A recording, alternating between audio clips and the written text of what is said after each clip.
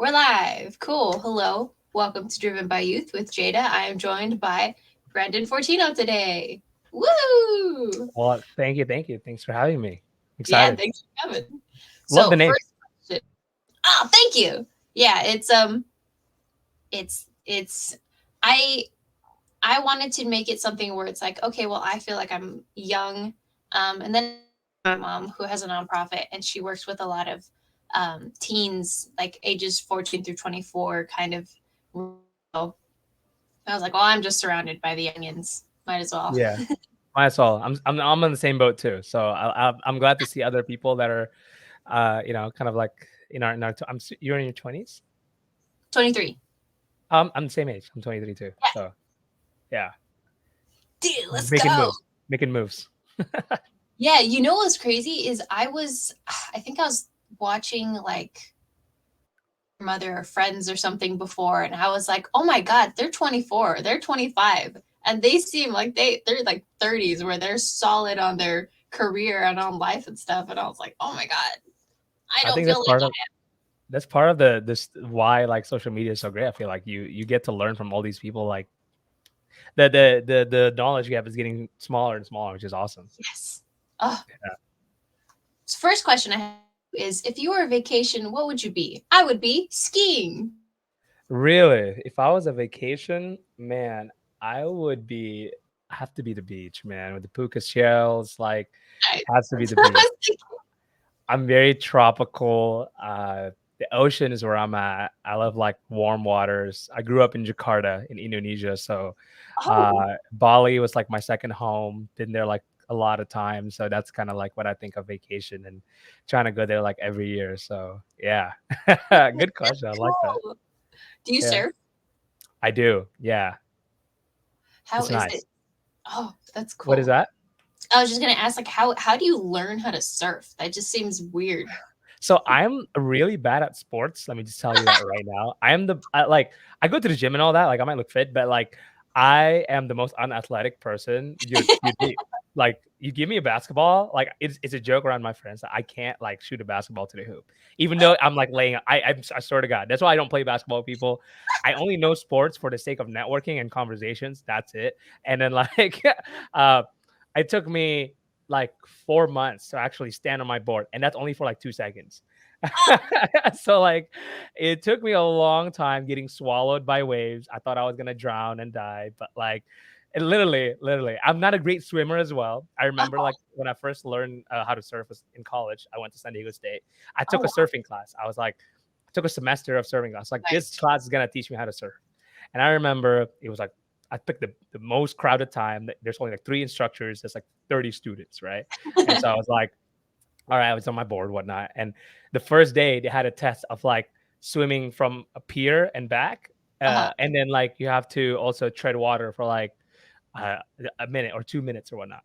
Ooh. And I was like, I never tread water for that long. I was like just trying to make it work. But for me, it's always been just like I just kept going. Hmm. And that's what I did. I was like, I made a commitment. I was like, I got a surfboard from Costco. Did like literally like every week I would try to make time on Fridays. That would be like after my internships at the time. I Dude, would like go out to the beach and just learn how to surf with some friends. So I was the last one that learned how to surf, but I kept going, and then that's been it. It's been like 3 years now, 3 or 4 years. So yeah, nice. Oh my gosh, yeah, determination. You go. that's what it's about. Yeah, that's what everything's about. It's awesome. Right? It's Exactly. consistency. It's like Determination. if talent is not on your side, make it up with hard work. That's my thing. Oh yeah, definitely. My mom, like, so my dad is really good at a lot of things. Like he's very athletic. He's very musically inclined. And so my mom would say, "Oh my God, you're such a natural," and he's like, "No, I've been practicing since I was 4." I'm like, "Oh." There you go. I'm That like, that that yeah, that's fun. so how was that move? I had no idea that you weren't from the States. When did you come down here or come over here? Yeah, so I moved to the States when I was 12, and that's in 2012. It's a December. So, took a flight from Jakarta to Los Angeles.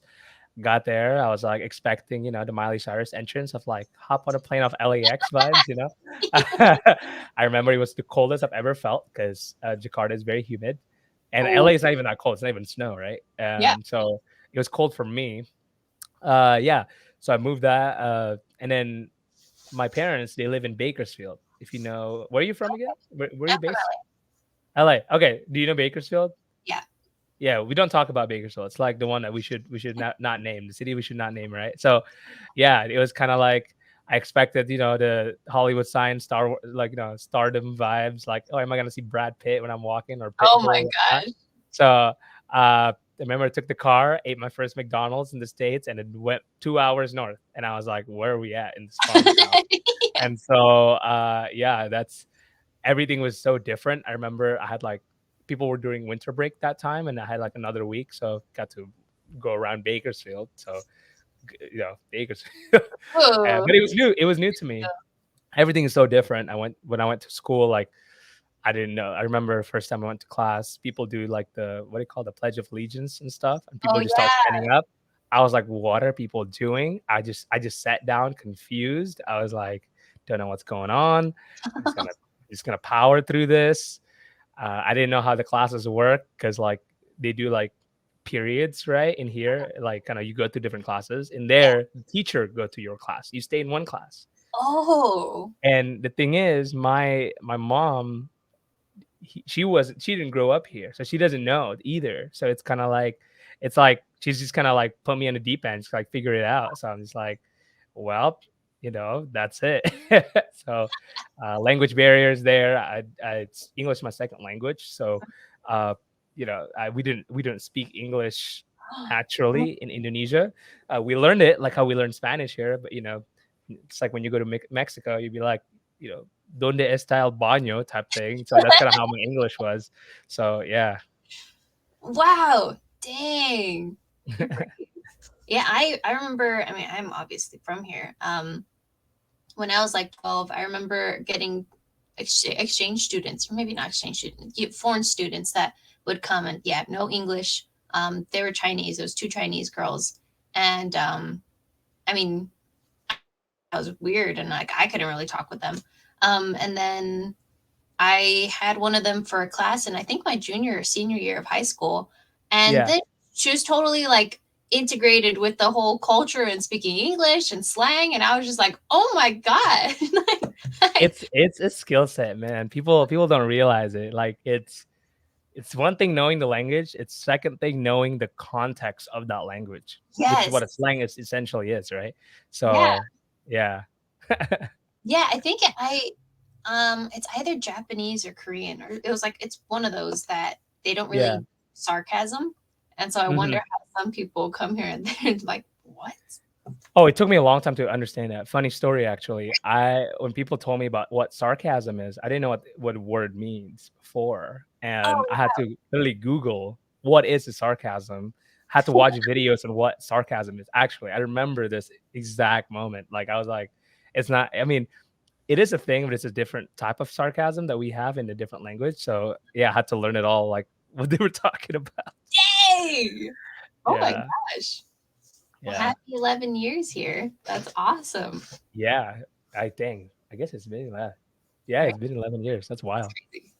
Yeah, the other day I was thinking about I think something that happened to me when I was like 11. So it was like what, 12 years ago. I was like, "Oh my god, 12 years ago." It's like Whoa. it's so different. I mean, the world is so different.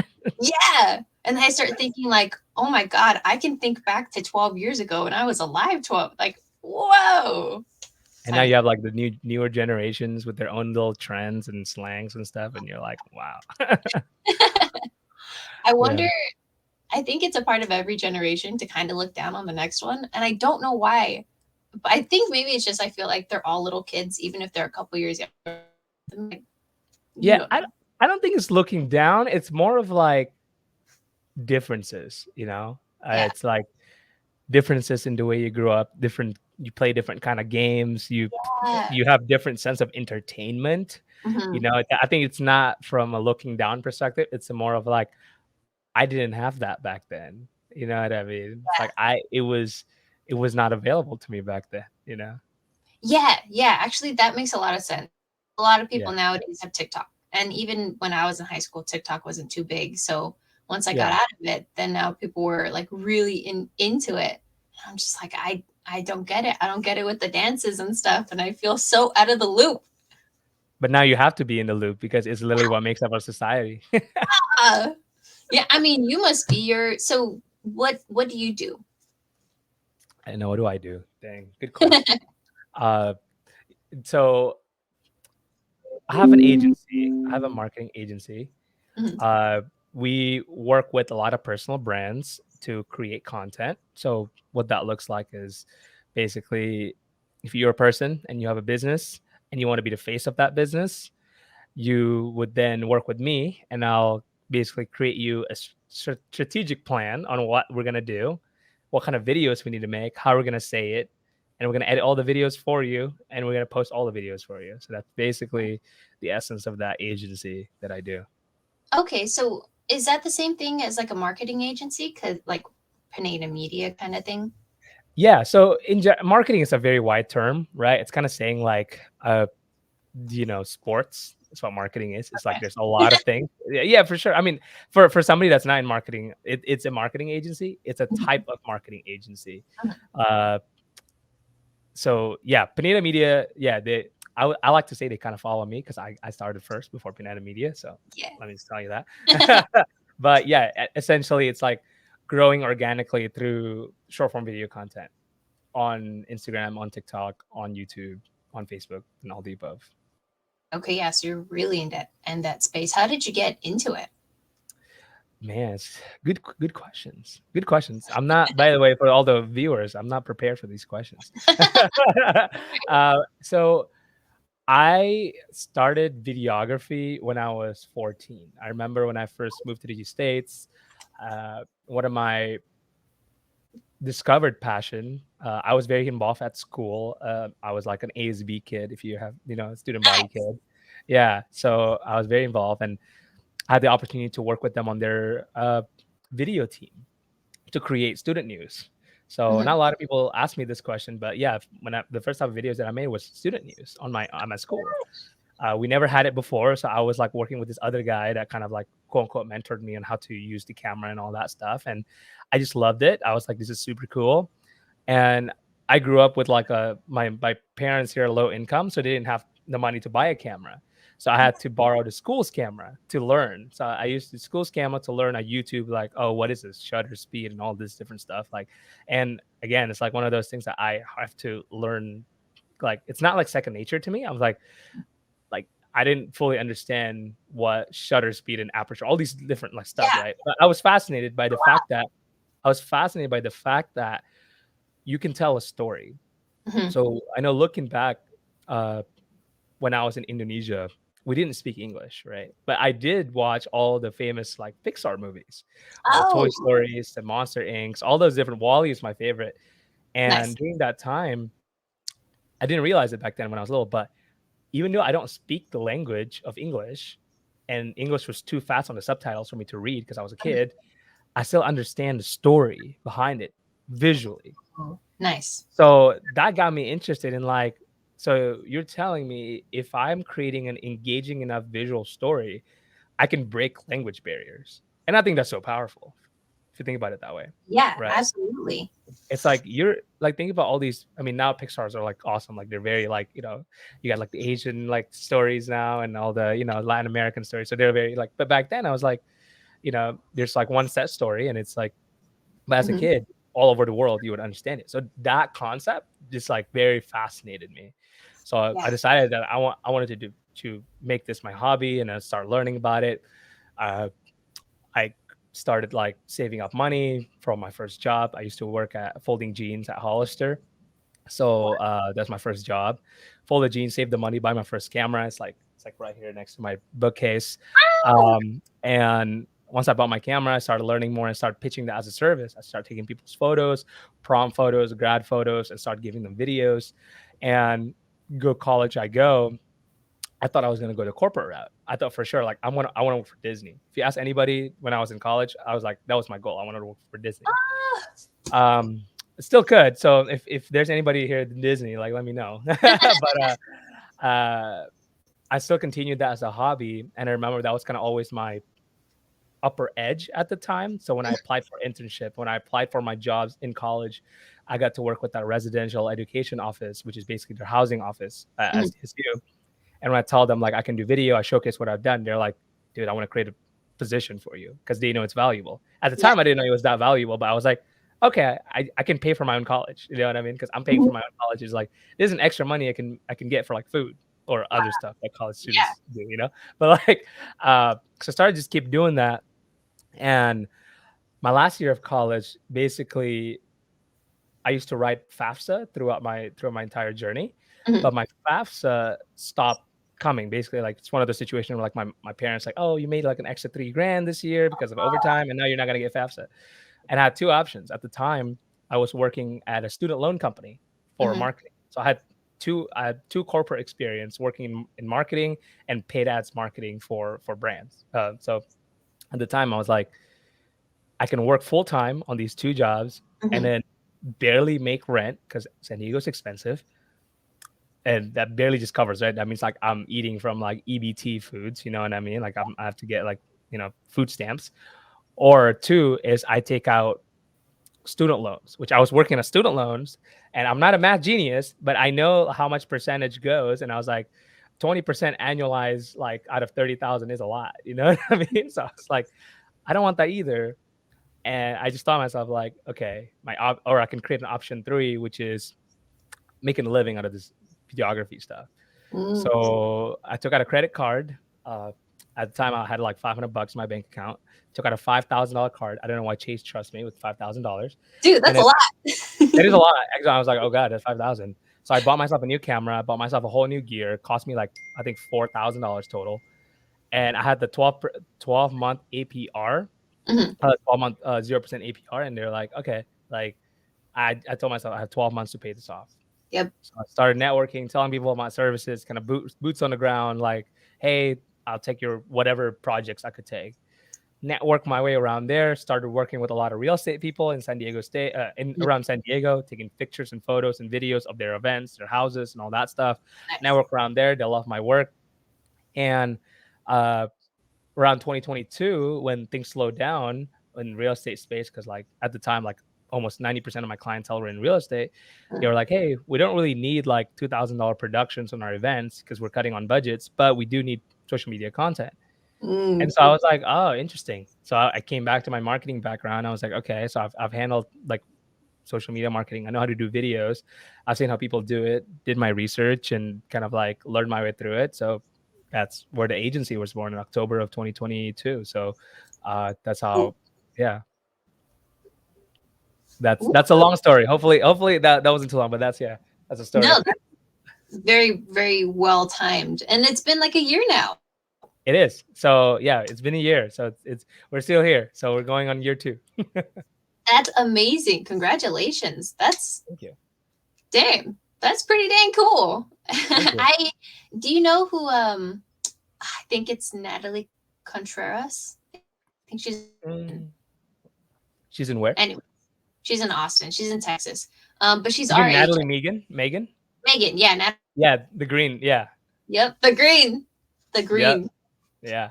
Yeah. I'm like, wow, you guys are like the same. All that. I mean, just you work on the same things, and you're Yeah. so young. And I'm like, oh my, you guys are awesome. What the heck? Similar. She's awesome. I always tell her like she's like basically my green alter ego. So That's so funny. I wonder if yeah. anybody will watch this and be like, green? Like, what the? I know Uh, they'll research her and be like they'll make the joke will make sense then. I know. It's so funny. You know what's interesting is so did you ever, or like, up, I guess, coming here or in Indonesia, would you watch a lot of YouTube videos? Like, was that a part of your day to day? Wait, Because I repeat the question one more time. I think your internet might be cutting out. oh, sorry about that. So when you were in Indonesia or when you came over here, would you watch a lot of YouTube videos? Like, do you think that that was something that had kind of helped you in the space as well? For sure. I think in Indonesia, I used to watch a lot of TV and cartoons Mm, because at the time we don't even have Wi-Fi.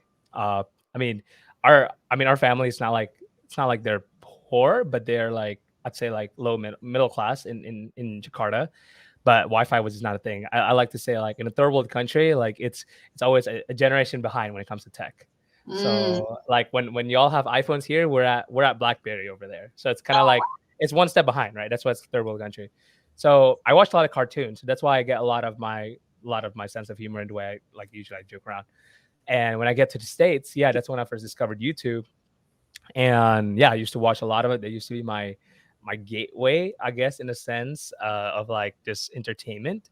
Watch a lot of mhm. the early YouTubers, Smosh, PewDiePie, all those different like gamers. Yeah, the classics, right? Yep, the Um, classics. what's also interesting, I remember this precisely. When I was in the eighth grade, I had this math teacher, and I remember the first week of project, they were like, the project was imagine what you wanted to do. You have to draw a picture of what you wanted to do later in Mhm. the future. Like typical like junior high school kids, right?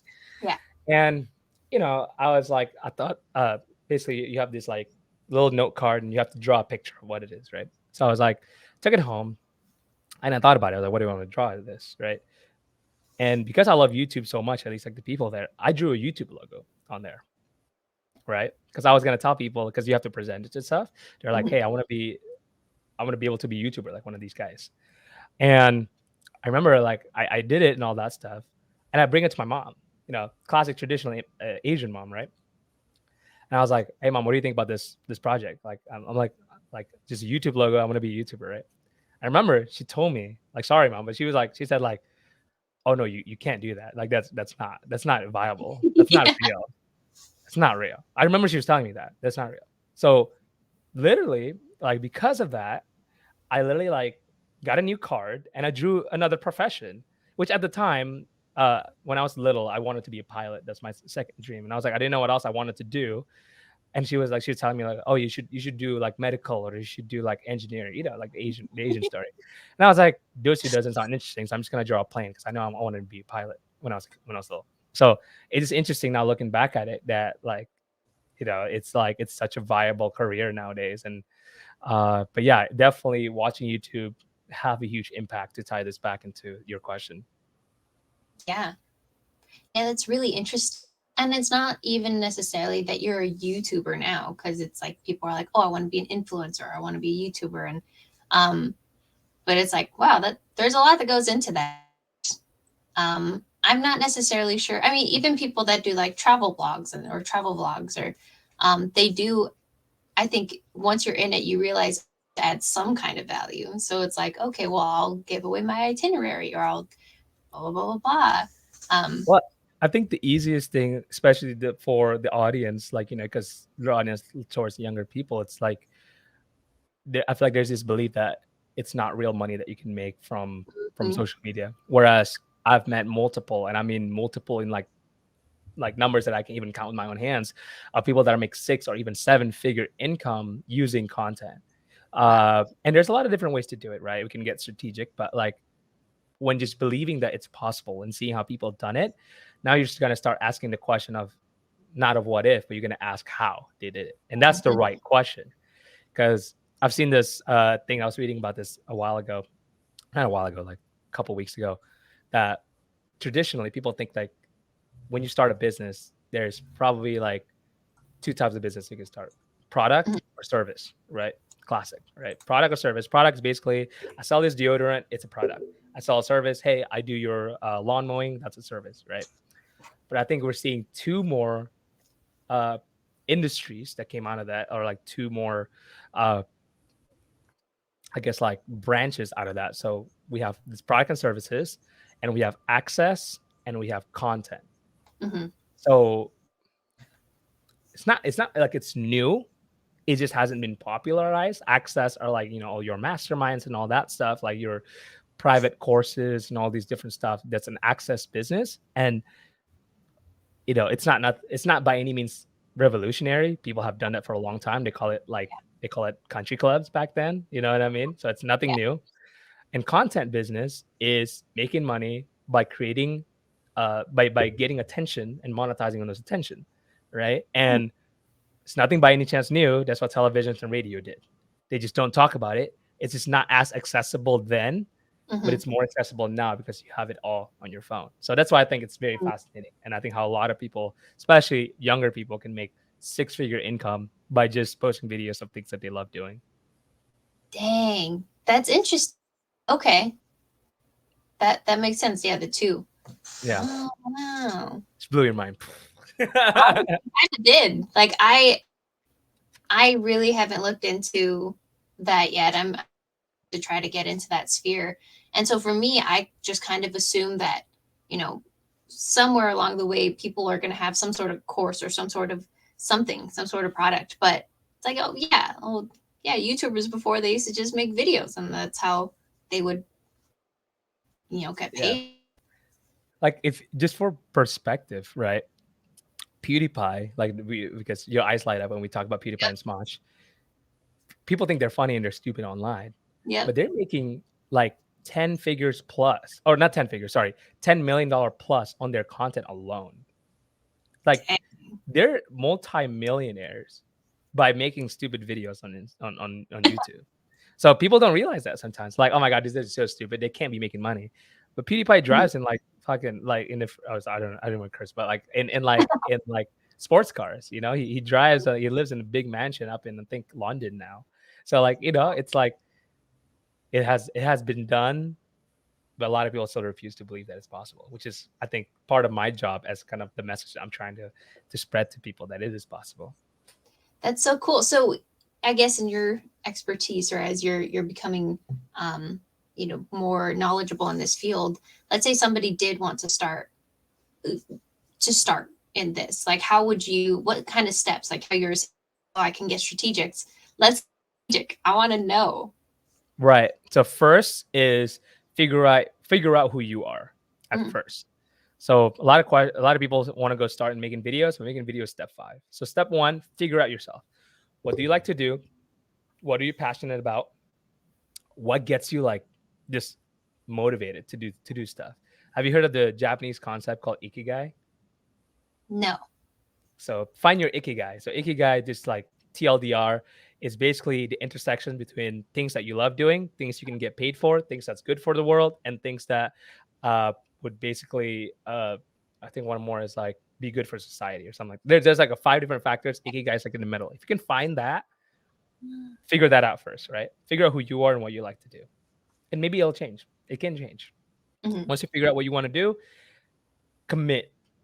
Step 2 is commit. Commit Mm-hmm. to like starting at a routine. And I would say at least if you're doing short form videos, commit to 30 videos a month. If you're doing YouTube, commit to once a week. Just commit. Like kind of like fitness, commit to doing that the possible. Hello? You kind of lagging. Hopefully I'm not cutting out here. Um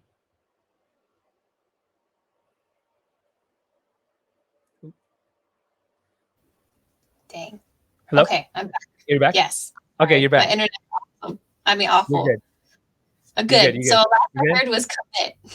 Commit. You're good. So commit. So if you're doing short form videos, commit to 30 a month. If you're doing long form YouTube or podcasts, commit to once a week at the very Mm, least, posting wise. Right. If you want to do a live streaming, I'd say do it as many times as possible because people love live stream too. So you're on StreamYard. So commit. commit. Once you know yourself, you commit, you then figure out what you want to talk about. And the easiest way to do that, just look back at the first step. Okay, you like doing this, create ideas. Go to ChatGPT, ask them about video ideas. Now it's very easy to find ideas. A Yep. lot of people always ask like, "What should I talk about?" But they've missed step 1 of figuring out who they are first. Mm, So they're like, "I don't know what I'm talking about." Well, what do you want to talk about? Well, I don't know. Well, that's that's the first question. What do you want? What do you want to talk about? And what are you passionate about, right? So yeah. that's boom. Step 1, step 2, step 3. Once you create the ideas, uh, depending on what kind of person you are, if it's a podcast, start booking people, emailing people. If it's a short form video, start writing your scripts. Mm, Just if you're going to YouTube, like to start to break down your videos, research other people on how they break down their videos, and start writing your script or whatever that looks like. Right. That's step. What are we on? 3? No. So we have figure out yourself. We have committed. Step 3 is find video ideas. Step 4 is basically writing out your course of action on that video. So whether it's being like planning your guests, scripting, whatever that looks like. And step 5, you get started recording. Step Mm. 5, start recording. Just record it. Boom, done. Step 6, edit it. Now, you don't want to when you're going to a bakery, you're not expecting like them to give you the dough and tell you to like, hey, make this croissant at home. No, right? Do we want the croissant, right? You want the croissant. So like, at least I don't want the dough. So like, edit it. And if you have low budget, learn how to edit, at least on the basic level. I would go on YouTube and be like, how to edit on iMovie for beginners, easy. If you don't want to pay with money, pay with time. Or if you're high performing like entrepreneurs and very busy, Mhm. outsource your editing. Go to agencies like me that make it super easy for you. Or if you want lower budgets, go to like Upwork or Fiverr. We edit those videos for you for a lower budget. Although Interesting. for lower budgets, tend to do more work because Mhm. you have to like give them directions, right? That's why we have agencies like mine. And then the last thing you have to do, just post. That's it. 6 steps. Boom. One. So figure out who you are, figure out what you want, commit, make video ideas, have a course of action of that video, record it, edit it, post it. Dang, that's good. That's a really good, simple breakdown. Oh my It's God. it's simple, but people fail in step 1, so it's kind of hard. You know what I mean? It's simple, but it's not easy. Yeah, definitely. No, I mean, I'm definitely a victim to, oh yeah, it's not easy because Yeah. when I was trying to start, I was like, okay, well, let me do short form, and Right. I couldn't. Like, I couldn't think of ideas to post, or I thought of the ideas, but I was like, okay, well, writing out a script now, what should I talk about? And it was just a lot. And after a while, I'm like, okay, well, maybe this isn't for me right now. Like, Mhm. okay, let's see what other avenue I could go down. And I like this podcast, and I'm just starting it, but it's fun because I get to talk to so many people. So it's like, hey, Yeah, this is usually a good place to start for a lot of people because it's more of a conversational base. It's not more of like produced. yeah, So it feels more natural. I think having the end in mind, it would be helpful. So you know, mhm, when I was first started making content, like mind you, I was always behind the camera. I mhm, never been the person in front of the camera. yeah, It was tough. I remember it was October of last year when I started. Like I hired my first editor. I paid them a lot of money at the time, and I was like, well, like I need to be in front of the camera. It's like I don't know what I'm going to talk about. So I started thinking about, like, okay, what do I want the end in mind? mhm, And for the time, I want the people to realize the importance of social media. Okay, I'm just gonna talk about that for now. And I started adding things, and okay, let's add some tips and tricks. Okay, let's add some quick guides. Let's add some common misconceptions. mhm, Let's add now like interviewing people at like conferences. So it's kind of adds over time, but yeah, it's if you just pick a lane and just kind of continue and commit to that lane and then eventually build upon that skill set, mhm. you'll be able to stack that skills very quickly. Dang, you're Yeah. good. That's good. That's such. Oh my Thank God, you. I'm so glad this is recorded because I'm gonna go back and like take notes. What But you can do is if you want to like 10x it, you take the transcription. I don't know mhm, if StreamYard does it, but you can like get the transcription, everything that we said, put it into mhm. ChatGPT and be like, yo, give me like 10 notes, 10 key points about content that we talked about in this episode. Dang. Oh Done my in like 10 seconds. If you want 100x it, 100x it, you would take that notes, tell it to be like, make 3 blogs with a intro body, 2 body paragraphs, and an outro about this. Now you have a blog from this one podcast. oh my God. Isn't that crazy? Man, so you're really utilizing AI as well. Of course. It's like no wasted content, no content left behind. Because like you're already taking the time, the hour and a half that we're gonna talk. Why not use it all to the best of its capabilities? Dang. So do you do blogs as well? Like, do you? That's the next step. So right now I've been focusing for shorts for the past like 10 months, and it right now is basically it's run on pretty much automatic. I actually need to script today because I need to script some videos. This is my Mhm, plan. And then what was I saying? Once I script the videos, everything started run smoothly. We're actually trying doing YouTube too now. So I've been recording some YouTube. Another quick hack here is you compile it. So you batch record the content. So I record it in terms of 4 videos. And Mhm. when I have 8, I'm going to start releasing them. Okay. So I record basically 2 sessions a month, 4 videos each. And then in that video, send it to an editor, get them edited and all that different stuff. And then that way I have like consistent 8 weeks of content. That way it seems like I'm consistent, right? But I'm like, basically I have an 8 week window when it comes to Mhm. content. Whatever happens, you get sick, you get family, whatever, right? So YouTube's on the works. I'm actually also starting my own podcast as well. So I did have my podcast like earlier the year, but at the beginning of the year, I just didn't like. I need to find an avenue where I could grow fastest, and Yeah. I found that to be short form videos, and Yeah. that's also a hack too. So right now, by the end of October, start my first releasing out here because this also another quick hack is when you're trying to commit to content, tell people that you're gonna commit because now your name is on the line. Yeah. You're And being now held. I'm putting my name on the line that's saying I'm gonna start like recording my podcast again by the end of October. So Mhm. I would love for you to have that be on that. So when you have those podcasts and all those different YouTube videos, then I do have already have the process. I just need to actually create the top, and then you'll be able to follow the process for that. But yes, that's in the works. The blogs. Good job. You go. Yeah, and people that have been watching lately, I've just been really into watching Alex and Layla Hormozy. Oh, they're amazing. There's some of God, my I listen to them every day, like every day. literally almost every day. They're so inspiring. They remind me of my dad because my dad's very like um guy, and he's like, just do it, like Yeah, just do this, blah blah, blah. And like, okay, I'm like, okay, yeah, let's do it. And I feel like that's how they are too. And with my dad, he doesn't necessarily say like you don't feel emotions, but sometimes he's like, okay, well, are the emotions you're feeling right now useful? If they're not, then get over it, or like try to get over it or something. And I'm like, yeah, that's a good idea. And so anyways, that was kind of a tangent. I love that because kind of tying this up, right? Kind of. So a lot of people ask me, "Hey, like Brent, how do I find my voice?" Right? Hmm. People like like I don't want to copy someone else, right? I want to have my own voice.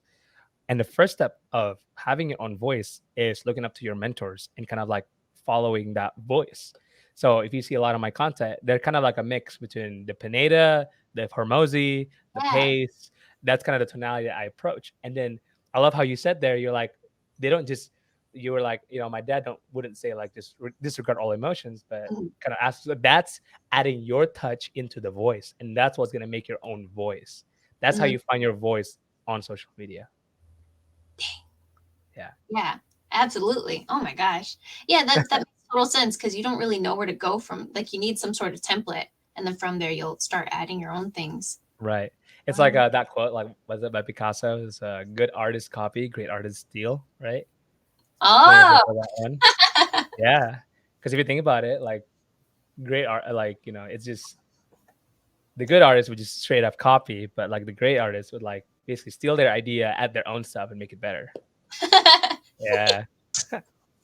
that's so funny. I've never heard of that quote. Yeah, there you go, Picasso, my man from, like, the 1600s. Oh my gosh. I think he was from like the 1900s. Like I think he didn't, like he was alive not too long ago, which is also weird. I Timing don't for I don't think so. Really? Picasso. Yeah, Pablo Picasso. I'm pretty sure. Imma fact check this right now. Do this right now. I'm pretty sure he was alive in like the 50s. No, no, not the 1950s? Yeah. 1881. Oh, So never mind. 1800s. He probably he died in 73. So you are kind of right. So he was technically alive in the 50s. Yeah, actually you are right. There you I go. am. Okay, I didn't realize it was 1881 was when he was born. That was Yeah. damn. That's crazy. But yeah, crazy. I wish I could. It'd be so awesome. What fascinates me is just how cameras work. How are we seeing each other right now? I keep seeing like memes of like someone taking a picture of a river, and they're like, "How did Wi-Fi come from this?" It's just like what. But man, it Yeah. would have been so cool if we had this technology back then. Like, how does Picasso really look like? Or I mean, we probably know. They probably have pictures now. But like, how did Leonardo da Vinci look like? That has nothing to do with what we're talking about. I know. It's like, but it's so fascinating. I had this conversation with some of my friends yesterday. We just like kind of off the tangent, just like, I was like, we've been doing business all this, talk about something just like completely random, right? So Yeah. my friends has been studying a lot of astrophysics, right? Okay. So I was just like, poking questions, like, because that's me, I'm a very curious kind of guy. So I Hmm. was like, hey, I want to poke questions on this. And just imagining this, right? Because if you live at a star kind of like say a couple of 100,000 light years away, you would see Earth back in like back then, like Yeah. dinosaurs age, Yeah. Like right? dinosaur. Right. So technically, like if it's possible to recapture that light of where that like that thing's going, you'd be able to see into the past and what that looks like. I was like, oh, crazy. I was like, just blowing my head. I was like, all right. I was like, talking about other things too, but yeah. Yeah, but that, oh my God, yeah, that's like a kind of time travel. If we could, or if they could, Right. all Or even far. seeing what it's like, because if you believe like in matters and energy in the universe, right? Everything is emitted in energy. So how do you Yep. find that wavelength from that far out? Interesting, huh? Ah, I love this. Things are so weird, just in general. Like, oh my God, yeah, going into energies and light. Have you ever been thinking about a certain song or a certain video or something, and then like the next week somebody brings it up, and you're like, oh my God, and like it's not something popular. Um, anyways, that's happened before, where Yeah.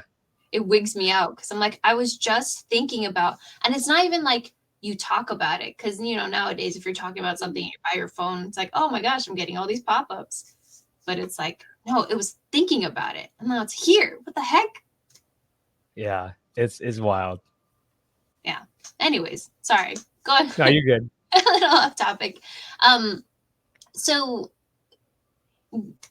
I know that now you're recording and doing a bunch of stuff for a bunch of real estate people. Do you feel like that's a field that you'd want to go into at all? Or does it ever like tempt you like the shiny object syndrome? Or are you like, no, I'm really focused and I really am kind of passionate and enthusiastic about this whole marketing video stuff? Yeah, good question. I know that I'm probably gonna. I would love to get into real estate, at least in the owning side and the investing side. Um, as far as focus goes, I think focusing on the business side, I'm way more passionate about doing that instead of me like looking for deals or all that stuff. At least for now, I just find it fascinating when building a business. It's kind of like I don't know if it's harder than doing real estate, but that challenge, it's like a lot more avenues you can do to make something that's impactful. I guess that's my thing, because when you're building a business, you're solving a problem. You're solving somebody else's problem, Mhm, right? In exchange for really good return too, which mhm. is like that's the risk that you're taking. So as far as real estate goes, I know that I will own real estate, and that's why I'm learning about it, and that's why a lot of people that I help is in real estate, so that way I can connect it and get people there, bring Smart. value, and but I really do think the business is going to be my capital generator. It businesses like print cash. You don't have to wait 3 or 4 years. The paychecks is less than like a one like refinancing type Mhm. of check, but I think it's something that at least I enjoy, and it gives me the flexibility to at least now to be wherever to work. Like, I was in Colombia for 3 weeks, like back during the summer, and I was still working from there, like being able to work with my clients and all that, as long as I have good Wi-Fi. So Mhm. uh, having that time and location freedom, I think it's huge. So yeah. Man, that's awesome. Yeah, it was sick. I was like literally, I remember I was in Medellin, and we had this Airbnb. It was a price of like a hotel room here in San Diego. It was like $80 or $90. Actually, no, it's less than that per person. We had like four of my college friends went, and I don't know if you know, but Medellin is like this. People think it's all bad and dangerous and all that. Well, there are some dangerous spots, but Yeah. it's a huge valley. It's like a like Mhm. mountainous range, and the Airbnb sits on like the very top of like floor like 8 on this like you can overlook the whole valley. Like if you scroll down enough on my page, you can see all the like the views were just absolutely gorgeous. Like there, the Oh people my are super nice, and experiencing that is, I think, it's like what drives me forward. Like I love learning cultures, coming from a different culture. I think, um, part of the like the reason why I make content, and I will do this. Like I would love to create like a travel documentary page where I God. would just go around to different countries and you know try out their foods, tell them about their cultures and all different stuff. So That's so cool. I know that was kind of off the answer to your question, but like yeah. No, that's awesome. I really like that. I had the opportunity to go to Korea. I had studied abroad there for a semester, and yeah, it Nice. was just fascinating. It was really interesting because I felt like because I had gone to Seoul, so it's Yeah. very developed and it's kind of like LA. So I was like, okay, well, there wasn't a huge culture shock, but then it was just always really interesting to learn more about the different cultures and like, oh, okay, so anyways, it's really interesting. And Yeah. yeah, now I'm even just going to different states, but it's really cool to see how different states have their own kind of quirks to them and their own people that interact in a certain way. And yeah, it started getting me really interested in traveling more as well. It's really awesome. I mean, it's it. I think if anything, it brings perspective, Hmm. right? Because it's like, oh, what do people do in like Nebraska? Like, how do people have fun there? Yeah. People we like to put people in buckets sometimes because our mind can't comprehend all those information. And I feel like living that experience, or not even, just at least seeing that experience firsthand, will give you a better thought and outlook. And I think it'll make you a more well-rounded person, anyways, when you're like, Yeah. making decisions, and especially going back to business. Like, well, the people in Spain take breaks from like 3 to 4 o'clock Hmm. every day, and they still get their stuff done. So how do they do that? How can we make that possible? Yep. People in London, they starting to adopt the 4-day work week. How does that work? How are they so productive? What do they do differently? You wouldn't be able to get that if you're kind of ignorant on how other people live, right? So yeah, Oh, damn, that's a good way to put it. yeah. Yeah, I remember seeing some comic or something where um Where did you like go to college, by the way? Castle Where's that? over here in Los Angeles Oh, is okay. yeah, because you went to SDSU. San Diego State. Yeah. Yeah, San Diego State. Yeah, Wait, I what is the name of the college again? Sorry, you kind of cut out a little bit. my bad. Cal State LA. Oh, CSULA. Yeah, yeah, yeah, of Yeah. course. So it's like 5 minutes up from me, so it Oh, was kind of nice. easy. I did not graduate. Did you graduate by the way? I did last year, Nice. 2022. Congratulations. Thank Woo. you. Are you still going through it, or did you drop out? No, I totally left. Okay. I like to call it a break Mm. because we'll see if I go back. But I was going for mechanical engineering. So That's awesome. That's sick. thanks. I mean, I didn't finish, so we'll see. But I have some knowledge. I mean, I just felt like everything that I was learning was very theoretical, and Mm, I don't. It's while it's really interesting to learn about theoretical stuff, um, I don't know how to put that into practice. Like I want something more practical. And so mm. that's why I took a break. I mean, that was one of the reasons, one of the main reasons why I took a break from it. Um, And how yeah, far how far are you into it? I was like a junior, so I'm not that Oh, far. you're not even that bad. Yeah, that's like you're almost crossing the finish line. You're like mile 2022 right now, out of the marathon. Yeah, so really I can do it. Like I we'll see in the future. Yeah. Because it did come with a lot of like general education kind of classes that were interesting as well. So like you would have to I'm pretty sure if I took a welding class, it would count towards some kind of credits, which is Mm. really interesting. But yeah. Oh, I think college. it's awesome though with college, like at least, a lot of people I feel like nowadays, like, oh, you don't need to go and all that stuff. And I think my perspective definitely have changed of whether or not it's necessary to go. I don't think it's necessary to go. I think you can find all the different cool stuff to do, like real estate, creative financing, all the fun stuff Pace Morby's doing. Mhm. But I do think like sometimes the knowledge you never know where you're gonna use them. I think that's kind of the surprise. You know what I mean? Like I remember I would. So one of my biggest regrets in college was not paying attention in accounting because I hated it. I was an international business major. I came in as civil engineering. Fun fact. I actually had to Wow. move to international business because I didn't like engineering. But like, uh, I remember I took that class during COVID, or yeah, before COVID, and I was like, nah, just everything's online. So I was like, okay, I'm just gonna like Google my way through it. And Yeah. now I didn't know I was gonna own a business. Now I own a business. I have to relearn accounting. I was like, man, Yeah. if I had just taken better notes, I would have been able to do it. You know what I mean?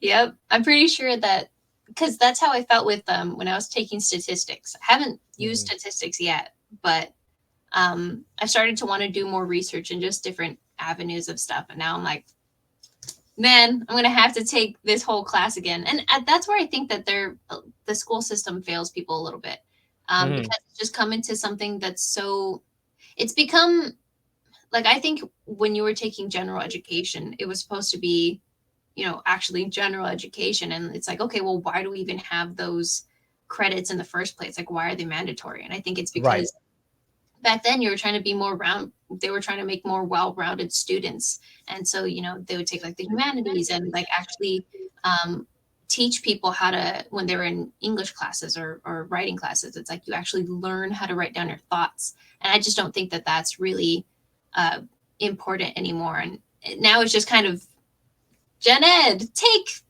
korean or take whatever, like offensive, Right. and it's just kind of like takes up space now. Yeah, exactly. Yeah, 100%. I don't appreciate that. I liked it when, yeah, it had a meaning. I like things that have meanings. I like things, I don't, yeah, it stresses me out. Yeah. Yeah.